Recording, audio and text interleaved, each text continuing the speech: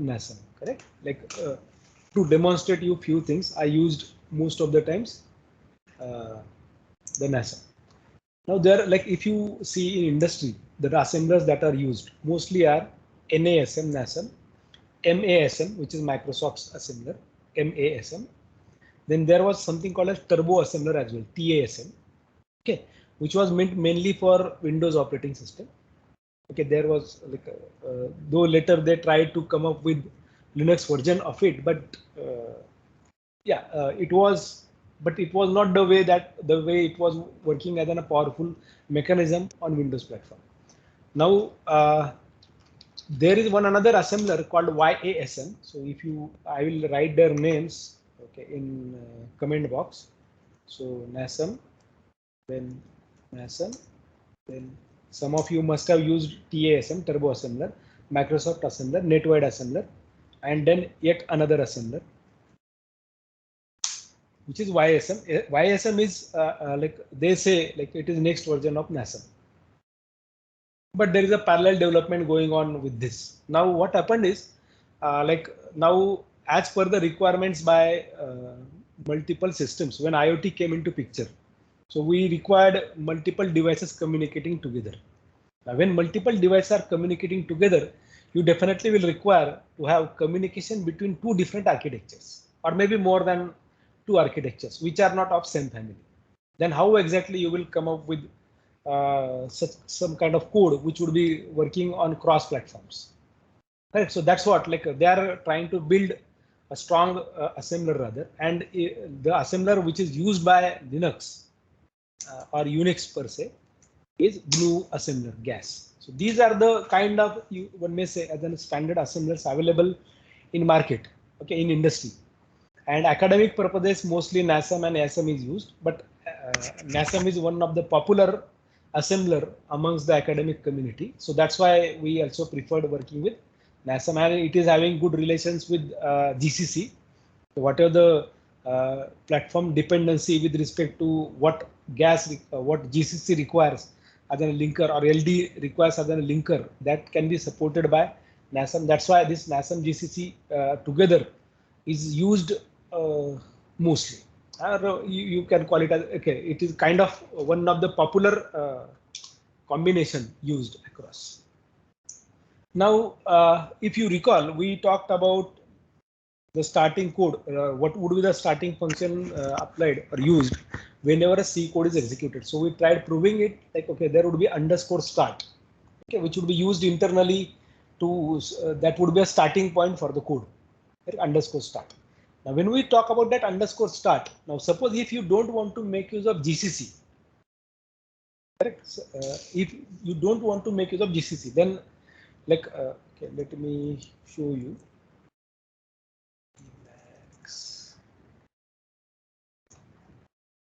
So there is a linker available, which is this LD. So this LD can be used. Now this LD cannot understand main. LD doesn't understand what is main.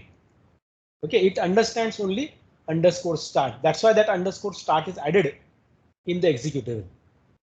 Okay, what are the executable that we get with ELF form?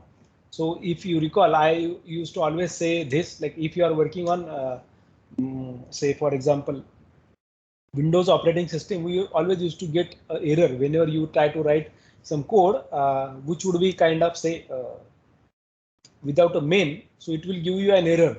Okay, main is not found. Okay, so similarly, suppose if you like this is an example how exactly you can make use of it as ld-o your code output file name, and then this is your object file name which is to be used or linked together. So these would be two two files that are to be linked together. Now if you see this hello.c is using some function which are defined into crt0.o. Correct. So in this object code, so those functions are defined here in the standard library. So you have to always write those library names rather, or object code names which are to be linked together to generate an executable. And that is the reason why we are not using this LD directly, and we are using GCC to assemble the code like this. Okay, the way that we are working with this. Now when we do such kind of stuff rather, okay, so we haven't rather created this. Yeah. So when we write this, it automatically takes care of adding remaining required .os or required libraries are linked together to generate a.out. Because like if I see, let me write this obj dump for a while, dash d a.o out. Okay, pipe list. Now you will see that these are the symbols that are added there, which are extra, which may not be part of your code. So what happens is like on Linux rather. So let me take you to my screen, which I am going to share very soon rather. Okay, I am going to share this file with you all.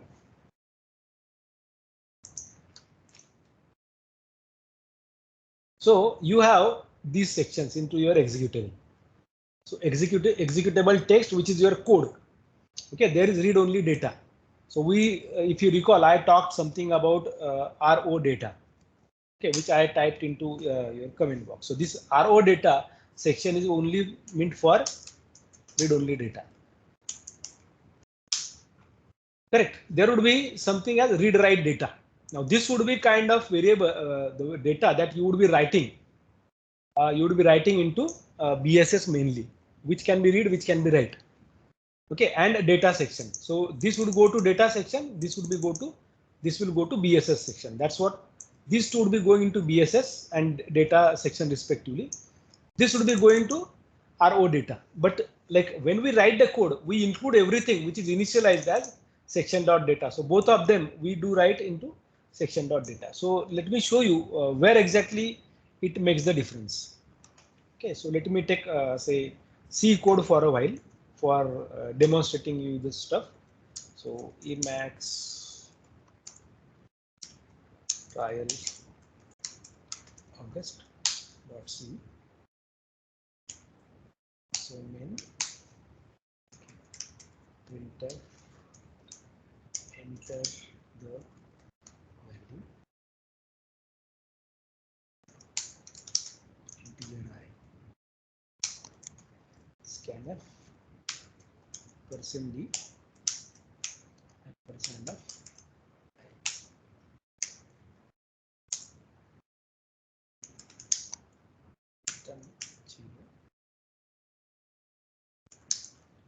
main. Suppose I write this code. Okay, now let me generate this code for you, assembly code.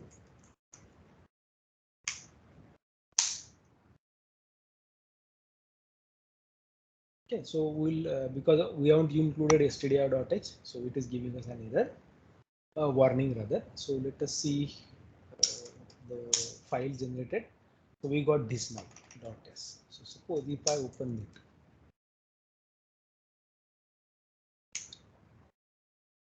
yes. Now see this. Every message that you added into printf and scanf is going into RO data by default. RO data. That's what we said earlier. Like this is read-only data. Okay, in the code. Well, what are the code that we saw? Correct. Now, if it is in RO data, then how exactly we'll know that? This would be internally adjusted. So whatever, no, this is what it was talking about executable code. This is executable code actually. This would be read-only data. Now we haven't declared any global variable. So let me declare in my code some global variable integer ch. Suppose it is, I'm not defining this, say for a while. I'm not assigning any value to it. So let me write gcc-s. Check this. Now we have this RO data where these variables are. Let us go below. Now we have declared a variable. Okay, we have declared a variable. So that variable could have been added here. So whatever the name that we gave, suppose if I go with it. So say for example, if I write nm, let us create this .o file, nm trial August.o. So you will see that my variable is added here. Again, the internal local variable I is not added. So this is added into something like it is giving some name to it or some number associated with it. Because we created this for 64-bit, that's why the number is bigger. Now number is smaller. So you can see that number became small. It was shown now as a 32-bit. Earlier, when I haven't written this, so it created that executable as 64-bit. That's why the address was of 64-bit. You can see this, correct? This also is shown into 64-bit. So we wanted it as 32-bit. So that's why I write this and then display this. Okay. Now, if I try to see even this code, let's write this -s. Okay, and now let's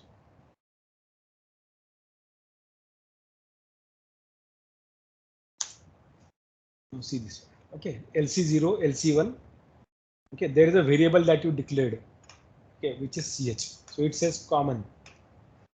Okay, which is not included in either of the section. This is a constant that was added by us. Okay, and this is the kind of code that was added towards the end. Correct. So like there are few things which are automatically added. So whatever is added with dot is a local variable added by it internally. Okay, internally added by it. And rest of the things, like what are the things that are shown? Like if I go now by creating this object code. Okay, now let us see the obj dump output.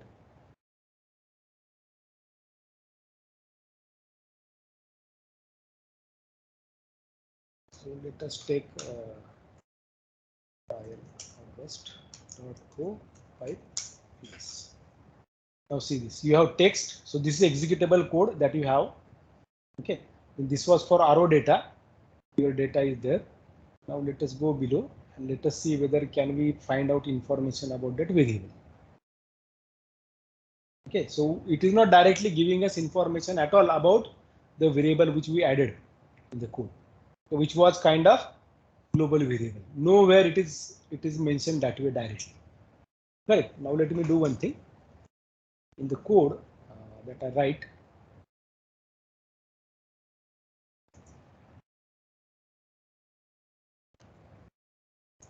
let us assign it value as 101.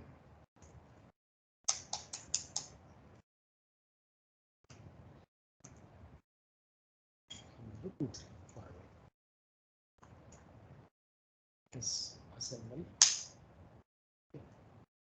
Let's create assembly code as well. Let's trial test. Yes. Now you will see it is added with global now. Ch. Correct? Global, which is data. Size is 4, and then it says the type is character. Size of it is taken that way. Now you may say the type name is given as ch. Actually, your variable is of type integer, and that's why the size is given as 4. And this ch is a name. Okay, and it said global.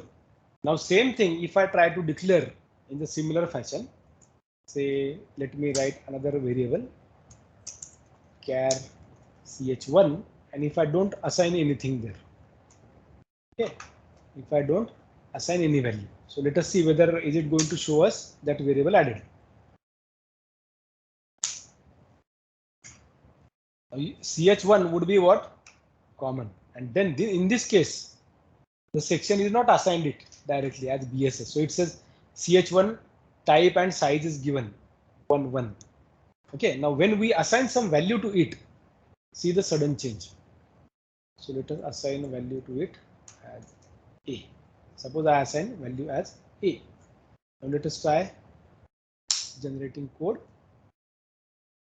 Less. Now you will see this one, ch1. Okay, then even like value you assigned for one ch is this 1023. This value is also added, which is long.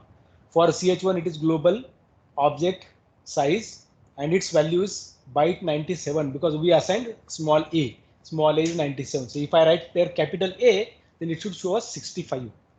Okay, let us see. If I write here A, then it should show us 65.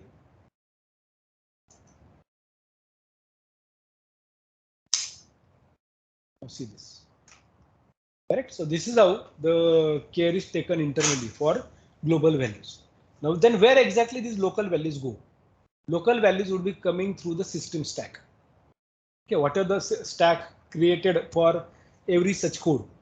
Now if you recall in one of the class through the debugger, I showed you how the stacks are getting created, how the variables are kept over there. Okay, so you can have access to each of the stack directly. But right now, like probably if you have a course, like I don't know whether this batch of scientific computing has a course called Principles of Programming Languages. If it is there, then generally in that course, for talking about while talking about programming languages, that part comes into picture, how the things are added over there. Okay, in terms of how the function calls are handled. So it is there are two terminologies used. So you can search about it, prologue and epilogue. Okay. So when you say prologue, what exactly that means? It is not prolog, by the way.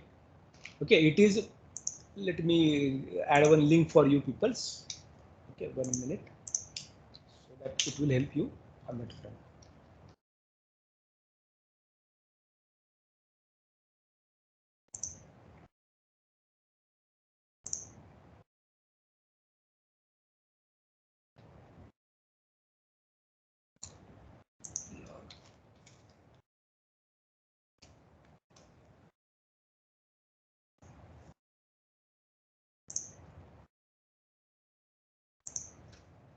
Okay, I am adding one link from Wikipedia rather for your reference.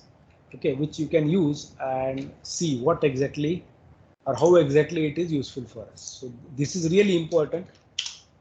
Sorry, I don't know. Let me check this.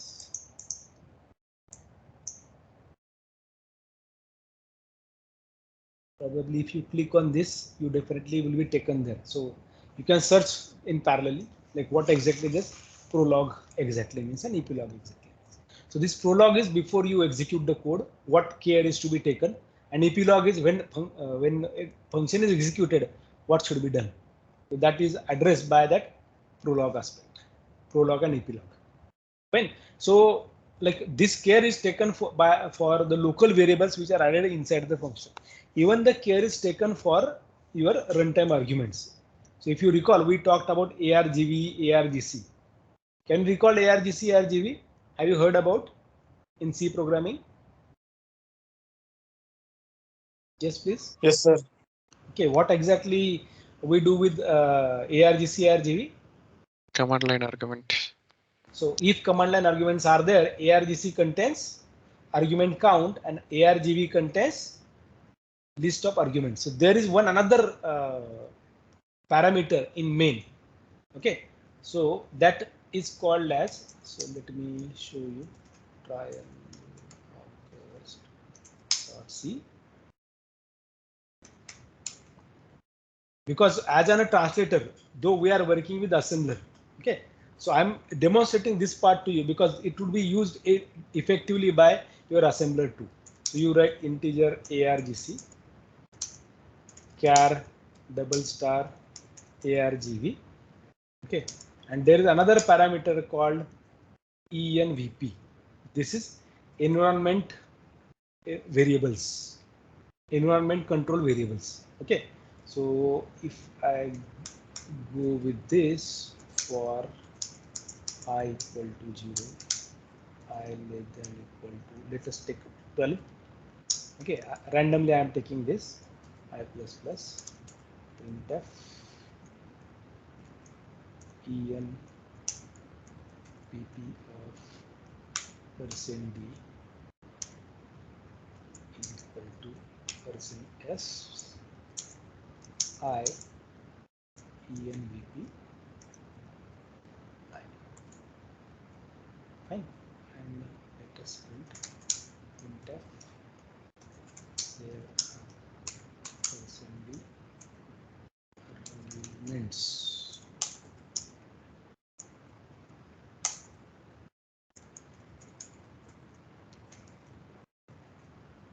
Okay, I hope I don't made any error. GCC. So let us remove this.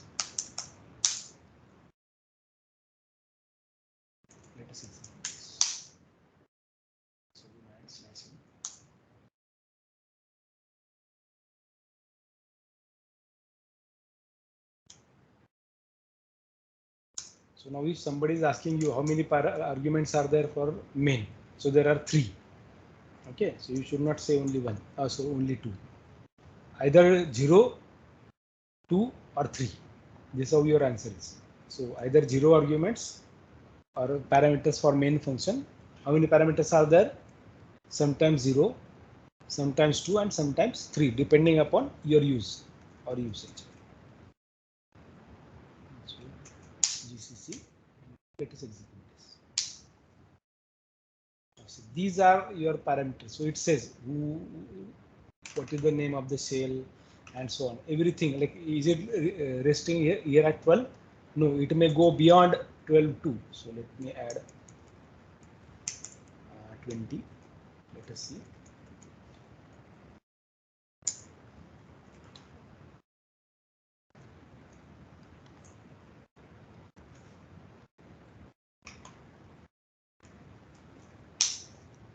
These are your 20 variables. So see whether are they repeated.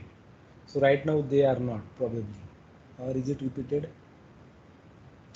So these are the parameters or information about all environmental variables. Okay, and this list again, like I can go beyond this 20 as well, depending upon your operating system even, and depending upon your compiler build that you are using. So main can have multiple arguments. Similar kind of the why I'm telling you this is like it is telling you where exactly the code is stored. What is the current working directory where code is available. So it is available in this directory. So if I write pwd, my code is belonging to this directory because I am executing my ./a.out over here. Correct? Fine. Even it tells you who is the user. So this kind of information is always carried or captured by your system until even if you are not working with it, it automatically would be collecting that data. Fine, internally. Now same kind of information might be required whenever you are executing a function. So that's why if at all a function is to be added, now suppose at 10 o'clock some program started and suddenly we came to know that at 11 o'clock there is a tea time. Now that code should get executed. Now there is a tea time.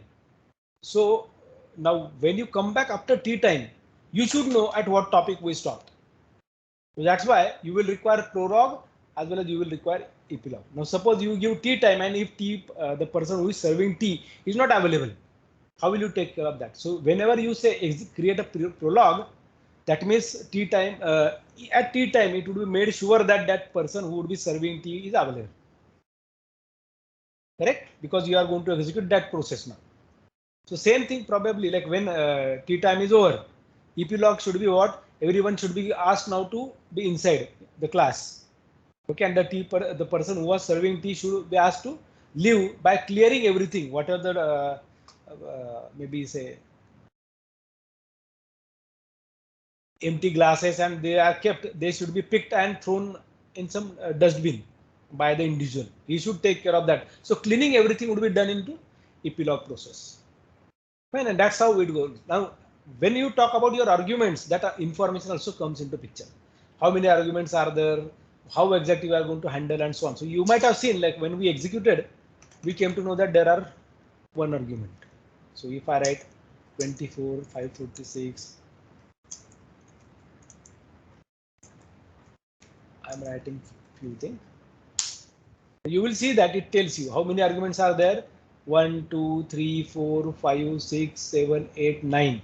That's why it says there are 9 arguments. So it is going to take that data anyway.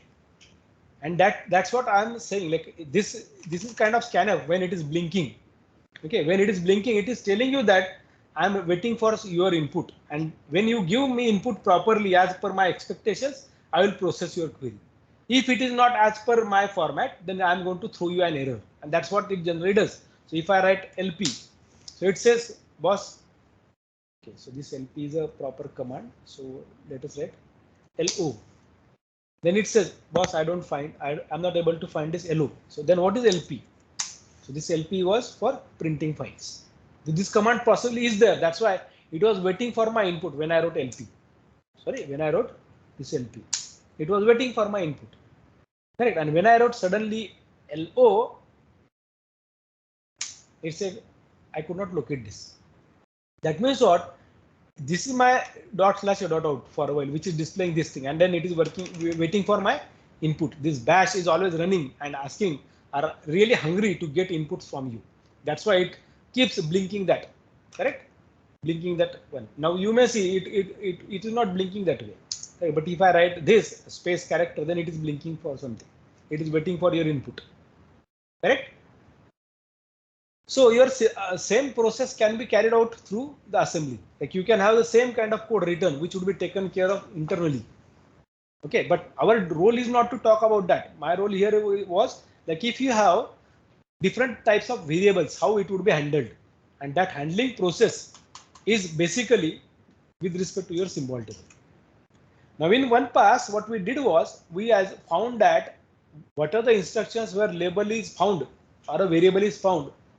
In symbol table, its entry is not available with the address. Then we added that symbol into symbol table, and then whenever we kept that instruction untranslated and we entered that into table of incomplete instructions.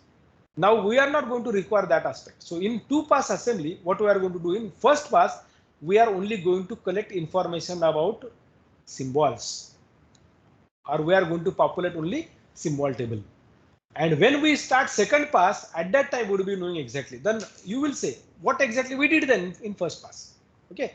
So let us take an example.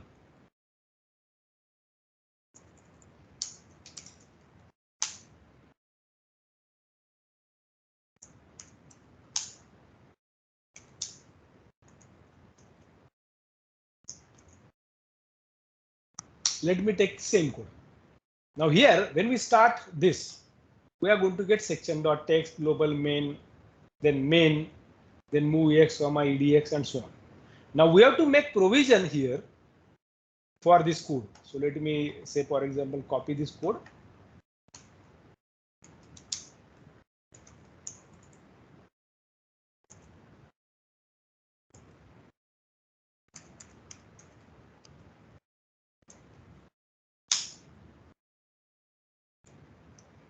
Let me write this. Now what exactly we are going to do is, similarly there will be symbol table added, as well as we are going to generate few things, because what we are going to do, we are going to visit this code twice. Why? Because whatever the label that is available here, we want this to be addressed. We want this to be addressed. So what exactly we are going to do is, we'll see this section.text. So say we got main, so we'll add that. Now this would be my symbol table for a while. I will add that main as per my format. Okay, what are the symbol table format that we discussed?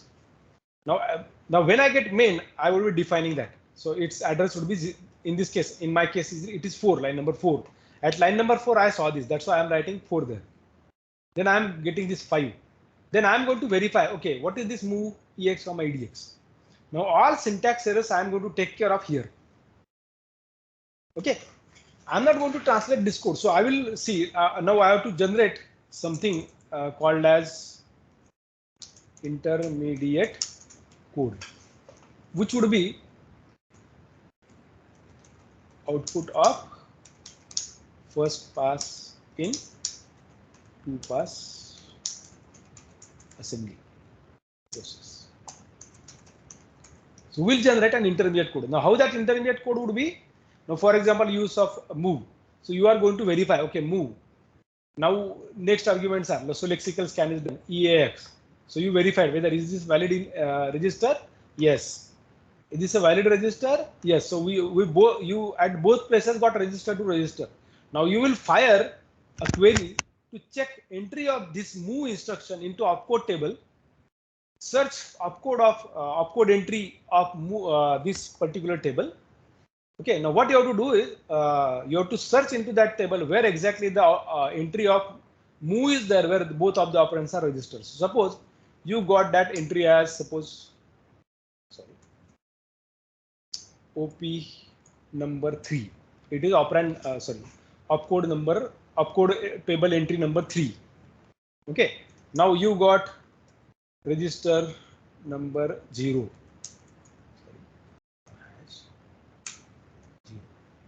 Then you got register number 2.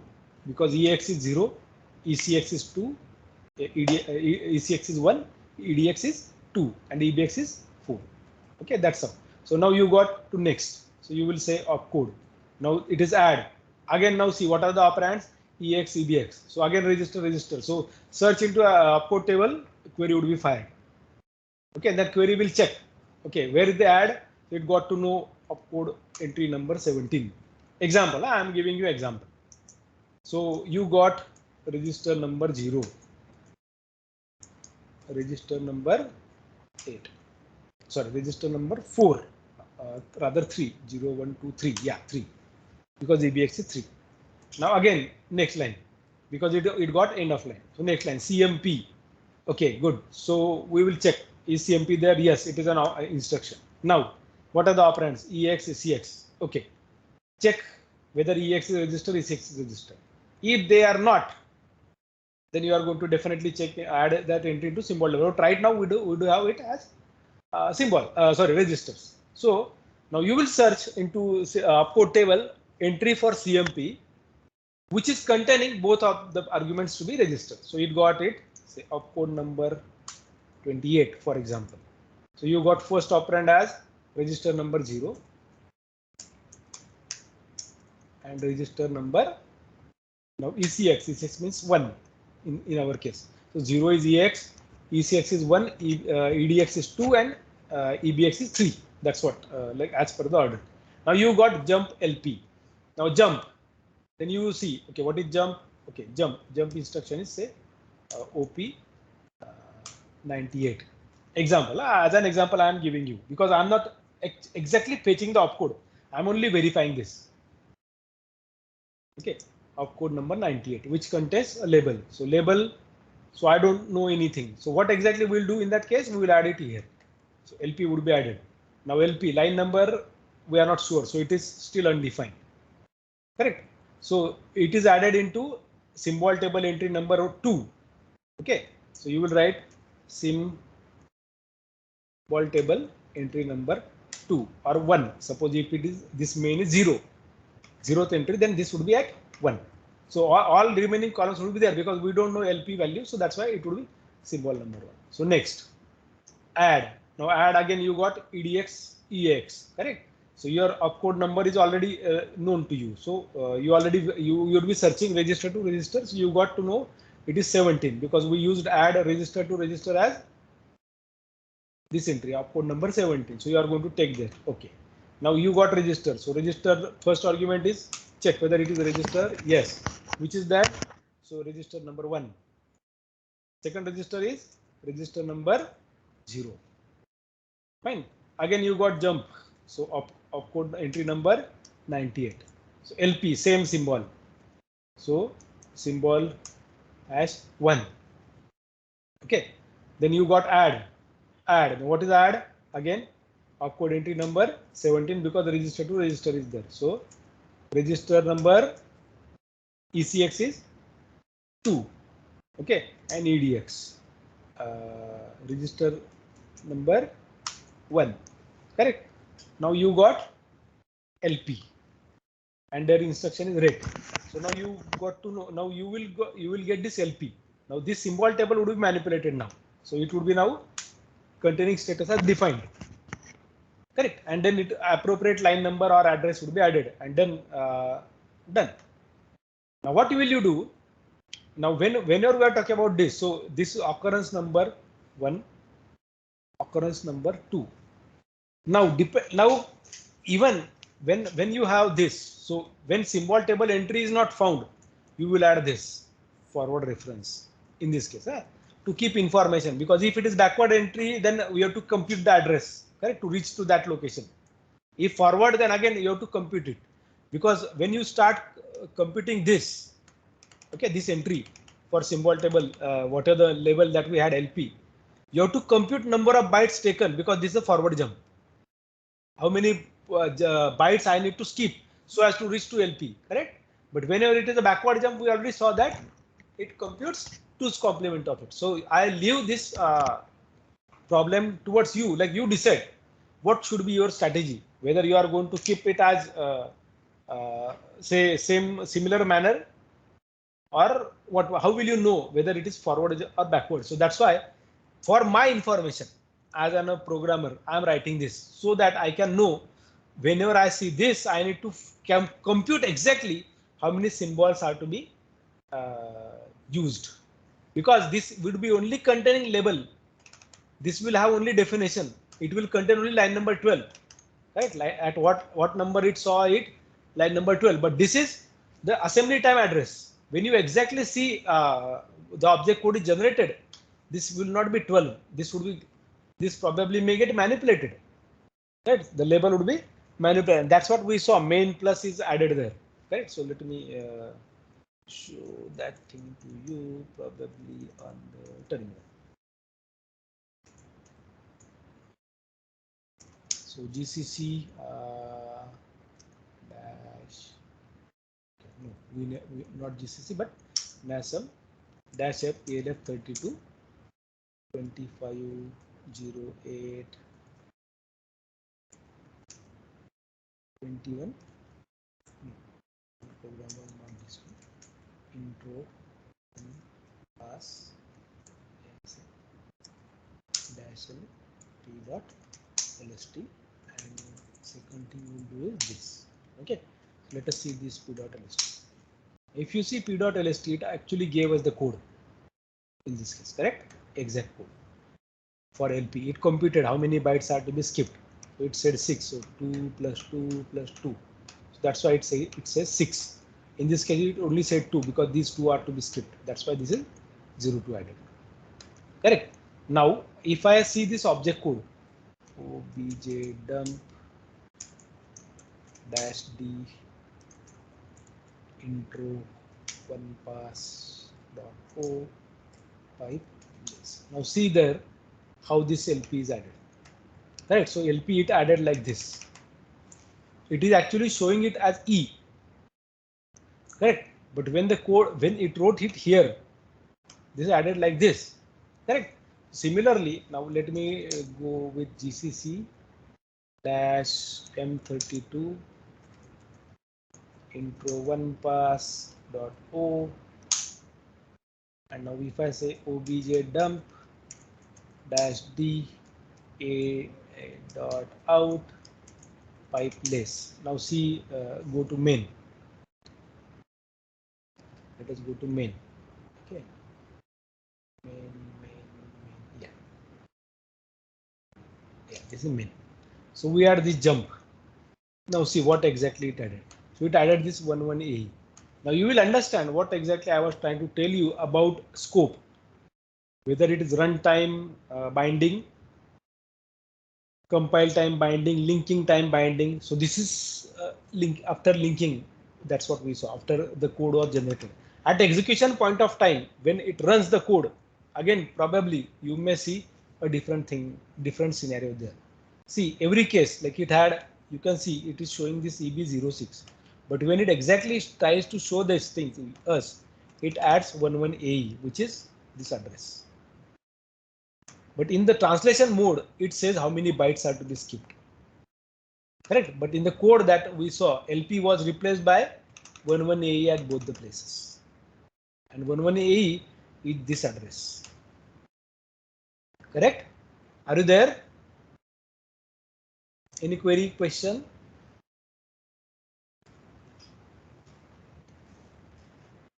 Yes, please. Apeksha?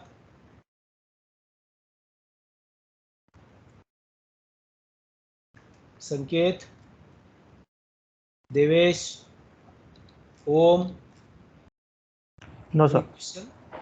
Understood? Yes, sir. Okay. So, and like see, if you carry out this kind of process for assembler to assembler, so you may see different variants of your intermediate code tools. This is my intermediate code. Now this would be output of my first pass with symbol table manipulated. Now suppose if you get some entry, like for example, you got entry like this U. This is not resolved. This is not resolved. So you can throw the error at assembly time that it is not found. Okay, suppose like where I'm saying this. Now if it is written with extern, then no problem. But if it is not written with extern, then problem is. So let us say Emacs intro 1 pass ASM. So I will write here LP1. Now we know that LP is here, correct? But LP1 is not there. So what exactly should happen? So it could have tried whatever the way that we worked with. So when you try to assemble the code, as it is not written that what is the status of LP1, it will throw an error to you. It will throw an error to you because we wrote earlier the code, the history was stored there. So at line number 12, it says label LP changed during code generation, because that code was available with it earlier when I tried to create this label. So this one we changed that, and this LP is here because this LP, it doesn't know whether this LP and this LP is really same or not. This LP and this LP it will resolve, but this LP1 and to work with this LP, when it saw earlier that it was LP, now you renamed it to this, it says this was changed during code generation. Now your exact translation is changed. Now why exactly this kind of error was shown? So if I write LP there instead of LP1, so will it resolve again the problem? Problem solved. Correct. So if you see that when you reach to last line, like suppose this is your last line, for example, okay, and the LP is not defined. Say for example, this LP is not defined here. Okay, let us assume that this LP is not defined. So what will be there? There would be only RET. So opcode table entry number 33, for example, which is rate. Then done. Now, while you reach to last line, and if you don't have anything, search into symbol table whether there is any entry with U. If it is there, then don't go to second pass. Stop there and show this kind of error which we saw before a while, like this. Symbol LP1 undefined. So let me delete the last lines. Okay, suppose if I delete it, even if I keep like this, it will throw an error because that line was written and we are using a 2-pass assembler. So this line is the, like, let me remove this line. Assume that this line is not there. This line was there. This line it got. Because of this line, it added that LP into symbol table, but it is having status as U. That's why this error was thrown. Symbol LP undefined.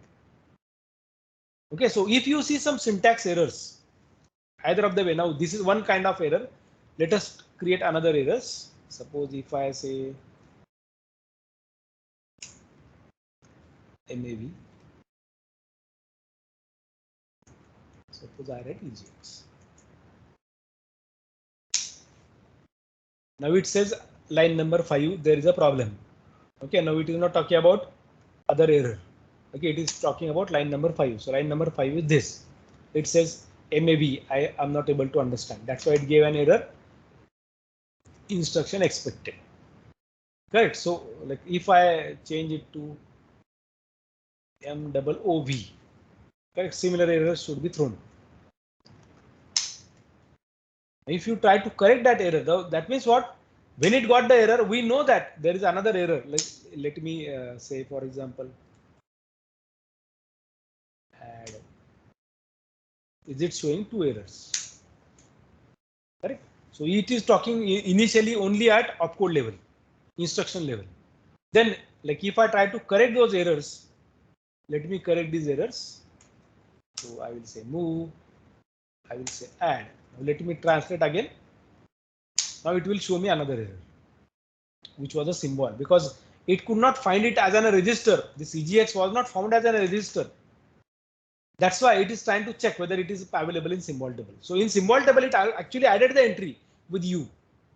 LP also was added as U, but both the entries, when it reached to last line, when it found that, yeah, there seems to be a problem. Problem in the sense of the variables are still undefined. Then let us not proceed further. Let us stop. Display the errors, and that should be done. Okay, now if everything is fine, suppose there is no error, suppose everything is clear, then what exactly you are going to do in second pass? You are going to take this opcode entry number 3 search what is the opcode. Suppose you got opcode as 34. And then you got this register 0, register 2. So you have to execute your mod RM byte process. So it suppose it gives you, suppose example 95. Okay. Nextly, it got opcode number 17. Now, okay, it says what is to be done. Then say 34. Sorry, 38. Register 0, register 3, whatever. Like I'm abruptly writing this. Huh? Suppose this one code generated. So you go on doing this. Now here, your address calculation should be done. How many bytes I need to skip. So you have to handle this forward jump and backward jump differently. With forward jump, you are going to compute number of bytes. Now same thing can be done with backward jump as well, because anyway we are going to work with our own machine or our own architecture, which is not, we are not going to execute this executable or this object code. We are not going to link with GCC. If we could, then we will not require any placement activity at all. Why? Because GCC will add your name there. Like, yes, Jadhav Prathamesh modified the code. That's why he can be recruited by any company, because he made changes into NASA.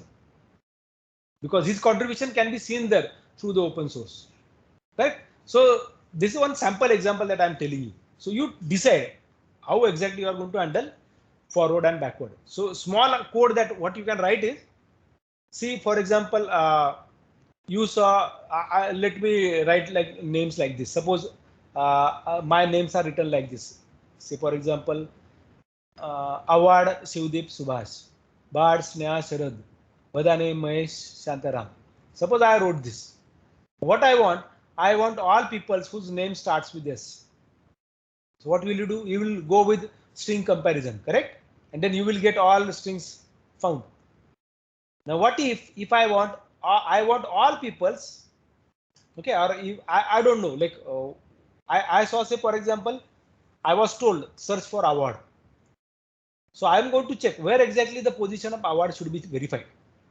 Whether it is going to be the last name, or whether it is going to be first name, or whether it is going to be middle name. So we need to know now pattern, and that's what is known prior to us. We are knowing this idea about how my instruction format would be. My instruction would be always an machine code, and mnemonic like move. Then there would be first argument, comma, there would be second argument, provided there are two arguments added in move instruction. Correct. So now our scanner needs to know, lexical scanner always, or lexical analysis should have an idea how many parameters it was supposed to have. Suppose if I make a change here in my code.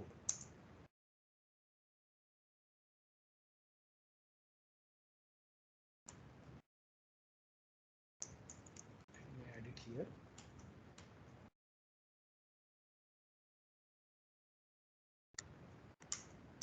Suppose I write this only. Okay, move ex. Let me try and translate this. Now it says what? Invalid combination of opcode and operands. How exactly it came to know? When it tried to go and search entry for move into opcode table, it found that opcode requires how many operands. This mnemonic requires how many operands. So it came to know move always requires 2 operands. They can be register, register, register immediate, register memory, memory register, memory immediate. Only 5 types. Now I can see that there is only move, register. There is no other parameter. It necessarily requires 2 arguments or 2 operands. That's why it tells me it looks like you have created or you are using an instruction with invalid combination of opcodes and operand. Is that okay? So some errors should be associated with your symbol table. Some errors should be associated with your opcode table. Okay. Now even let us create another error. Suppose if I write like this, and I will write here. Okay, I wrote byte ex. That means what? Whatever the second argument is, it would be immediate data. So we forgot to write a single quote to end. Okay, let us try assembly. It says what? Expression syntax error, unterminated string. So one warning along with an error. So it knows the expression solver. Like if some of you must have worked out with your data structure assignment, expression solver. Okay, so expression generally we do talk about mathematics perspective only or some arithmetics only, but it may not be only arithmetic. Sometimes you may have to work with your string. The string also can be considered as an expression because it could be an argument over there. You might be talking about that character over there. You might be taking that string into consideration. So it can be treated as an expression. Will be treated as an expression. So now suppose if I add, now I am adding here BCD, ABCD. Now I am trying to fit it into, now we know that there are 4 bytes and I am having a byte to be stored, a single value. Now see what error it shows, if at all it shows. It says it is not showing us error, but it is showing warning. You are trying to fit some data which is beyond the limits of that particular variable. That's why it is going beyond the bounds, exceeds boundaries. The boundary for this byte was a single character. Now you are trying to fit 4 characters. Now what we can do, we can say, okay, why don't you pick only first character? Now why to worry? Pick only first, leave the rest. But see, you wrote the code. At the translation time, I will be requiring that code. Correct? So let us generate LST for this case. Let us see how we go. Now wherever the problem is, it shows you this as a warning into LST file. So my first target is, can you create?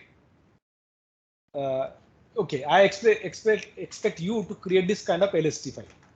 But before this, generating this LST using a 2-pass assembler, your object code, your intermediate code should be created like this. Like this. You decide your format. Now this is your final code. What we saw there, right? In the .o file, whatever we saw here would be our final output. By the way, I don't expect this one, but at least without that warning. So let me remove that problem.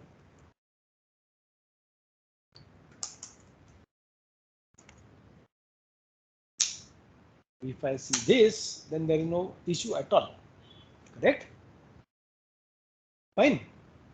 Okay, so this would be an output expected, but there are in between multiple processes included there. Multiple processes included over there. This and that kind of stuff. Okay. So in you can get the similar kind of flowchart for this 2-pass assembler as well in the same book. Okay, what are the book that we referred in yesterday's class? Any problem? Any question? Any query? So anyway, you are going to make use of what? You are going to make use of different subroutines or sub-modules rather. Yeah, Apeksha, you are saying something? No, sir. Okay. So in our Friday's session, we'll be talking about how to combine 2 different symbol tables. Okay. Now we'll be talking about linker and loader specifically, perspectively, but your implementation of this should start, because questions, like you might have seen in your first internal exam that we had, the questions were asked in terms of the program that you are writing, and I'm going to check it with your programs. If you wrote something and if you haven't submitted your program, it doesn't work. Probably it doesn't work. Correct?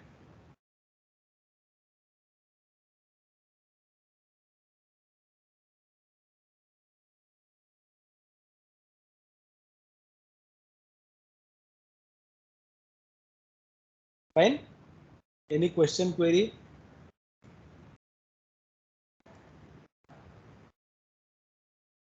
No? Okay, so let us meet then on Friday. Thank you very much.